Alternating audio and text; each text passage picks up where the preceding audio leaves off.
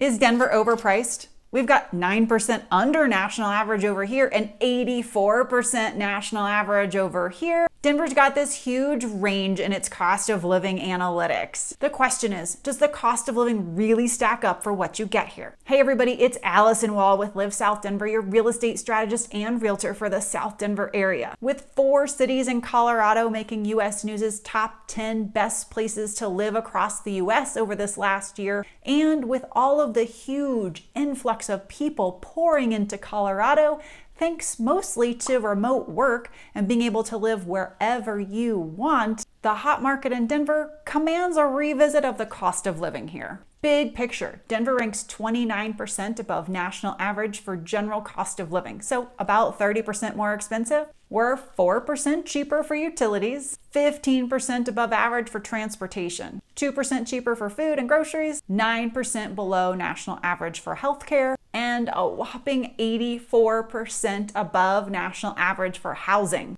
All right, let's dig into the details a little bit. Utilities. The summary is that we're 2% below national average. What does that mean to you? The average electric and gas bill in Denver for a resident is about $100 a month. So this means places of rent, this means townhomes, condos, houses, they're taking the average. However, Xcel Energy, the major provider for gas and electric here in Denver, is striving to have a 10% increase in costs by September of 2022. When people hear rate hike, they start to think ways around it, so solar comes to mind. One thing to understand here, maybe different from where you're from, we split a lot of our utilities between the electric and the gas.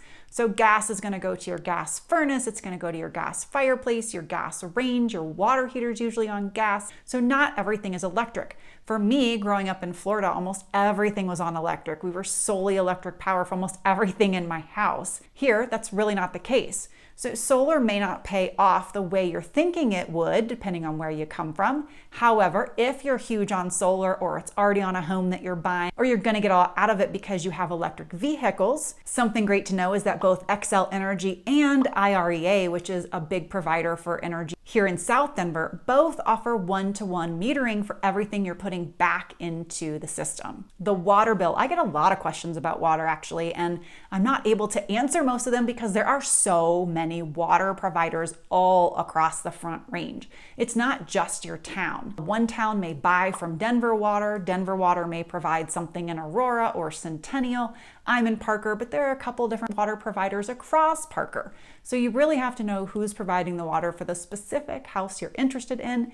And you can always ask the home seller if you want to see what their average water bills have been. Now, if we look at the data and see how water providers rank, there is a huge difference. Colorado Springs ranks pretty poor. Water seems to be quite expensive down there. Centennial does really well. In 2015, the data showed that a family who was pulling out 60,000 gallons a year, which is more than I think most families are doing, was only having an average bill about $180 a month. Now, City of Aurora, that same family pulling out 60,000 gallons a year was having a bill around $450 a month. And there are lots of cities in between. I can tell you that for our family in the summertime when we're watering our yards, our water bill is hovering around $190 to $200. All right, let's talk cell phone bill. I mean, the cell phone plans are pretty consistent all across the country, so you really shouldn't see much change. However, cell phone coverage here in Colorado can be a bit iffy. Depends on where you are. Your best coverage in certain areas is going to be different than other areas. Here in the South Denver area where the terrain is a lot more like this, some of the counties and municipalities push back on new towers, you're going to have a harder time with cell coverage on some carriers versus others. Where I am, AT&T and Verizon are the better carriers. Now, when I get out of here and I head up toward Denver, I'm on T-Mobile and I have amazing 5G coverage. So you may have to really evaluate how consistent you need your coverage to be, or if you can handle the occasional dropped call, and what that's going to do to your cell phone bills. Moving on to transportation, we rank 7% above national average on transportation. Right now, AAA says that our average gas price is $3.47 a gallon, while the national average is $3.14 a gallon. So obviously we're more expensive than the national average. By the time you're watching this video, who knows what gas prices are going to be at, but I would say Colorado on the whole is generally a little above the curve for gas prices. If you want to use light rail and RTD on a consistent basis, your monthly pass is going to run $115 to $200 depending on how many zones you're consistently going to be going through. All right, car insurance costs. Colorado ranks pretty high for car insurance costs. Bankrate.com lists Colorado as one of the top 10 most expensive states to insure a vehicle, and Insure.com ranks us as one of the top 15 most expensive states to insure a vehicle. The big question, why? Why is it so expensive to insure a car here? Well, we make the top 10 list for worst drivers nationally. We make the top 15 list for most uninsured drivers nationally. The question there is that chicken or egg? Are people uninsured because it's too expensive to insure? Or are we paying for the uninsured drivers, or a mix of both? And it also has to do with our weather. The hail component and the cars getting totaled because of major hailstorms every so often also adds to the mix. Vehicle registration costs. So they start out at around 2.1% of your manufacturer's suggested retail price, but then they go down every year. So a new expensive vehicle is going to be a wallet buster at first, but pretty quickly it tapers off to something much more manageable on the wallet for your annual vehicle registration. All right, food and groceries, we're right on the national average here. I'll disclose that our family of four spends about $1,200 a month on food. That's been pretty consistent for years. We've tried to rein it in and we really haven't had much luck. That does include groceries and eating out. Now that we have two teenagers in the house, right along with our auto insurance costs, this may be going up as well. So pray for us. I will say, my mom lives in Charlotte, North Carolina, and she says that our food costs here in Colorado are less than hers, but for those in the know, she does get to shop at Publix, so I have a feeling that makes a difference. And there's no chance of a Publix coming here anytime soon that I know of. Sorry, y'all. All right, what about miscellaneous items, entertainment, things like that? We run just about 3% over national average. So a simple date night out, you're probably at $50 a person. If you go out for a very nice dinner, you're at a couple $100s a person, especially if you have alcoholic beverages. If you're looking at family events, you want to go to the zoo, the museum, the aquarium, you're looking at about $14 to $20 admission per head. All right, childcare costs. This really isn't miscellaneous. It's central to the function of a family life, but it doesn't fit anywhere else.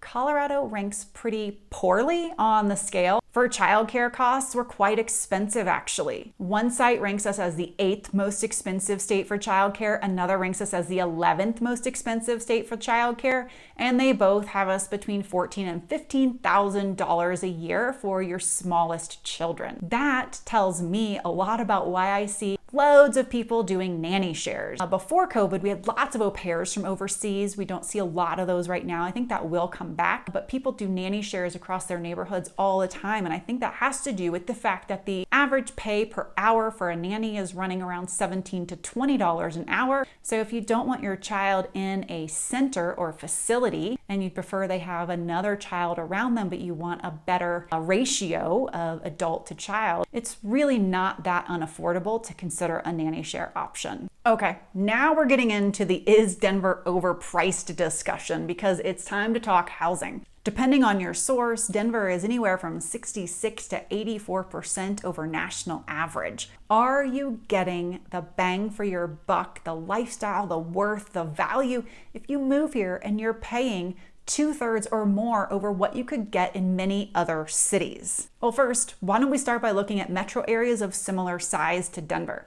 If we do that, we're looking at places like Charlotte, Orlando, St. Louis, Tampa, San Diego. Every single one of those cities, except for San Diego, have housing costs that are below the national average. They're running 5 to 30% below national average. If you're wondering who's 30% below, head over to St. Louis. So only Denver and San Diego are outpacing the national average. And Denver has seen home prices grow 30% over the last 2 years. So is it time we should call a spade and say this town has seen its heyday and buyers should be looking elsewhere if they want good value? I mean, maybe. Let's look at it from this angle. Denver ranks as a top tech town. Let's look at other top tech cities all across the US and see where their housing costs rank versus the national average. Dallas, 7% below national average. Atlanta, 12% above average. Raleigh, 18% above average. Austin, 60% above national average. Portland, 80% above national average.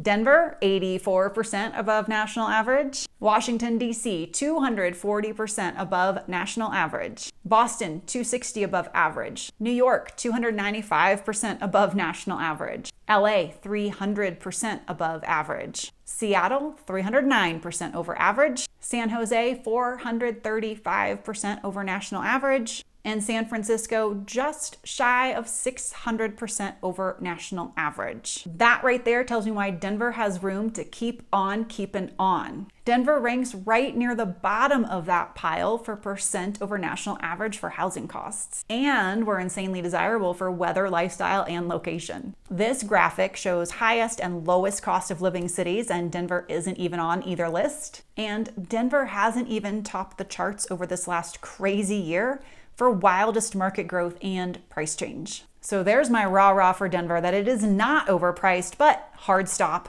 There is a place where Denver absolutely can improve, and that is our salary to cost of living ratio, where the cost of living wins really happen are on two fronts. One, it's the folks who move here from California, New York, DC, Miami, who keep their remote jobs and their high salaries and move to Denver, where we serve as a lower cost of living city. So they keep these great salaries, they move in, they buy a house, they pay a lot less for a mortgage than they ever paid for rent where they were living, and life feels like they've just won the lottery. Two, people who move here from smaller towns, get their first job, they really get a big promotion, and they see a huge boost in their income. Denver ranks among the top 15, we're actually number 12, cities in the US for six-figure jobs and incomes. So what are the average rent and home prices across Denver? Rent for a one-bedroom is averaging around $1,500, maybe a little bit less. Rent for a two-bedroom is running $1,500 to $2,500 on average. Median home prices by county across the Denver metro area are running more like this. Down in Douglas County, your median home price is $625,000. Arapahoe County, your median is $485,000. Over in Jefferson County, your median is $550,000. Denver, $550,000. Over in Adams County, up on the north side of the city, northeast, $450,000 is your median home price. Broomfield, median home price of $570,000. And Boulder, median home price, $900,000. That's gone up $100,000 since last year. We don't normally include Boulder in the Denver metro area statistics because Boulder really is in so many ways a world unto itself. But Boulder draws in a lot of tech jobs, university jobs, and people are often curious about housing up there.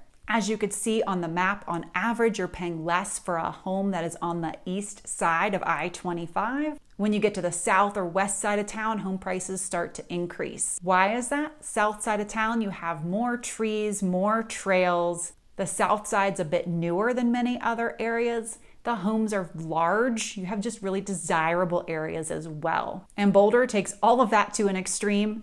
It's a microcosm of trails, views, a college town, tech, great topography, everything in a tight little space with not enough inventory for what everyone wants to have. Let's run a few scenarios. So let's say you get a home in Denver right at the median home price of $550,000. If you were to put 5% down and have a 3% interest rate, your payment would probably be around $3,000 a month, and that's all in. We're talking your PMI, your estimated taxes, your HOA fees, assuming you would have them. That PMI in the market we've been having probably wouldn't last you very long. And what is PMI? If you don't know, it's primary mortgage insurance. It's required for any homeowner who does not put a full 20% down on the home, and you get to drop it off of almost any and every loan product as soon as your home hits 80/20 LTV or loan to value. Now, what if you were able to put 20% down and you didn't have PMI? So 20% down on a $550,000 home at 3% interest.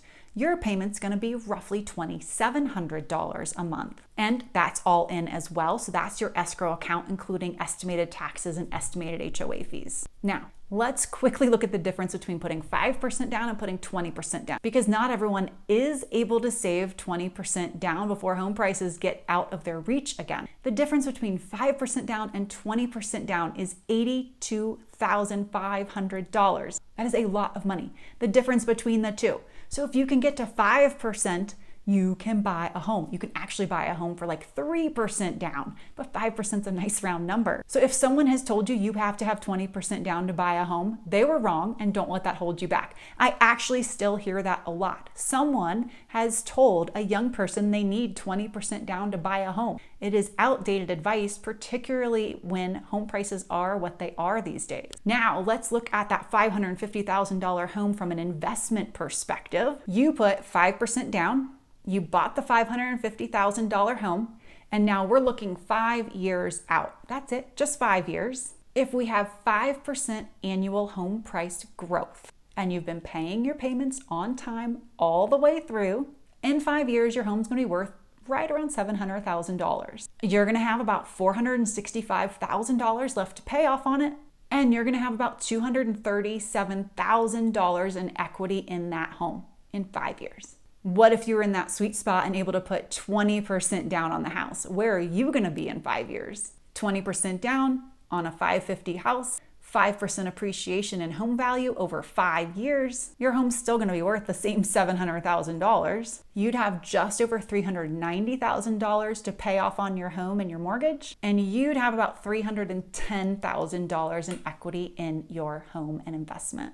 We did not cover all the costs of living in Colorado. Some other things to factor in are income taxes. We right now have a flat rate of 4.63%. So if you're making income here, you got to pay some out to the state of Colorado. We do also collect property taxes. The statewide average is about 0.5%. If you're in the surrounding areas of Denver, you're probably looking at closer to just shy of 1%. And sometimes even a little over. If you're buying a brand new construction home, you're probably over 1% for property taxes. Last, other costs you may want to factor in depending on where you're moving from.